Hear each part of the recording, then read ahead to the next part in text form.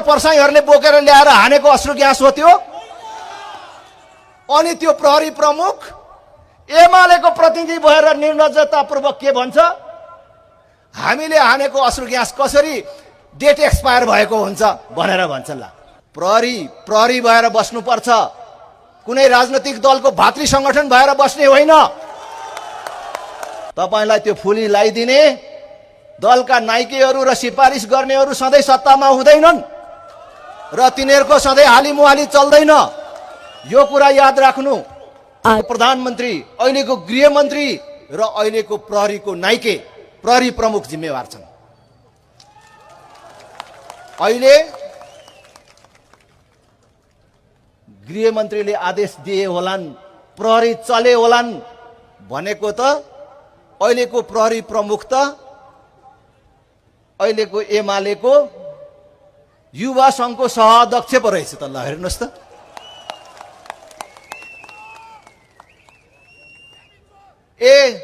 हामीले भेटेको खोकाहरू, अश्रु ग्यासका सेलका त्यो बोक्राहरू जहाँ एक्सपायरी डेट 2008 लेखेको छ, 2010 लेखेको छ, 2012 लेखेको छ, त्यो नक्कली हो। दुर्गा पर्साईहरूले बोकेर ल्याएर हानेको अश्रु ग्यास हो त्यो। अनि त्यो प्रहरी प्रमुख एमालेको प्रतिनिधि भएर निर्लज्जतापूर्वक के भन्छ, हामीले हानेको अश्रु ग्यास कसरी डेट एक्सपायर भएको हुन्छ भनेर भन्छ। ल म भन्न चाहन्छु, प्रहरी भएर बस्नुपर्छ, कुनै राजनैतिक दलको भातृ संगठन भएर बस्ने होइन।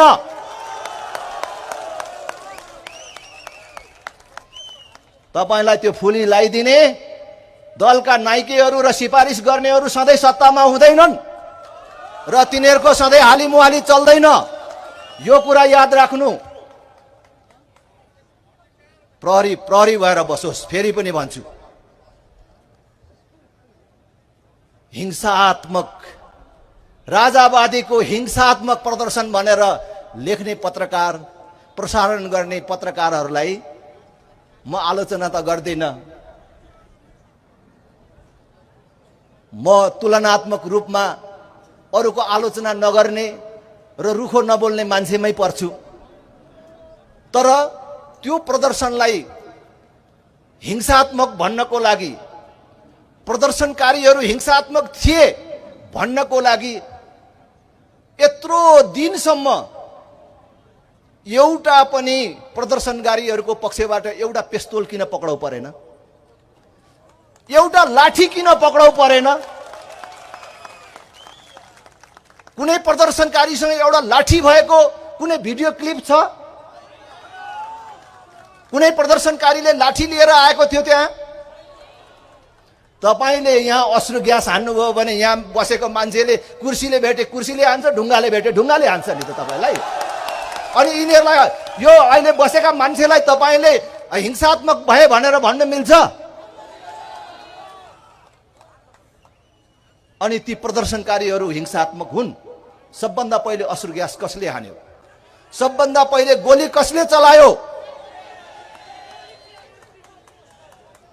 मानवाधिकारवादी संस्थाहरू कहाँ छन्? मानवाधिकारको ठुलठुला कुरा गर्ने बुद्धिजीवीहरू कहाँ हुनुहुन्छ? 15 गतेको प्रदर्शनलाई हिंसात्मक भन्नेहरू, फेरि पनि भन्छु, त्यो प्रदर्शनकारीसँग एउटा लाठी किन देखाउन सक्नुहुन्न आजसम्म तपाईहरू? त्यसकारण म सञ्चारकर्मी साथीहरूलाई र खास गरी यो देशका ठुला सञ्चारगृहहरूलाई विनम्रतापूर्वक आग्रह गर्न चाहन्छु। अब समय बदलिएको छ। अब 2-4टा सञ्चारगृहको हातमा मात्रै यहाँको सूचना अब नियन्त्रणमा राख्ने दिन गयो। अहिले व्यक्ति सम्पादक भइसक्यो। त्यसकारण देश हाम्रो पनि हो, त्यो प्रदर्शनमा आउनेहरूको पनि हो। तपाई सञ्चारगृहहरूलाई गणतन्त्रै मनपर्छ होला, राज संस्था मन पर्दैन होला, तर यो देश राज संस्था हुनुपर्छ, राजा हुनुपर्छ भन्नेहरूको पनि